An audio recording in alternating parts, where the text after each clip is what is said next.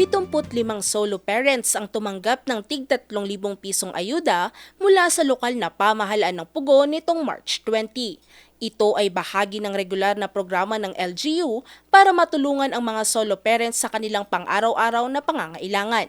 Ayon sa Municipal Social Welfare and Development Office, layon ng serbisyong ito na maibsan ng bigat ng responsibilidad ng mga solo parents sa pang-araw-araw na gastusin.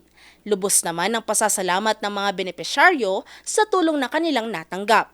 Bukod sa pinansyal na suporta, may iba pang programa ang LGU Pugo para sa solo parents tulad ng livelihood training at scholarship para sa kanilang mga anak. Patuloy namang hinihikayat ng pamahalang lokal ang iba pang kwalipikadong solo parent na magparehistro sa programa para matanggap din ang tulong sa susunod na payout. Libreng pedicure, manicure at masahe sa mga kababaihan ang hatid ng pamahalang bayan ng Pugo. Ito'y isinagawa noong March 21 bilang bahagi ng serbisyo para kayuhan na program ng lokal na pamahalaan.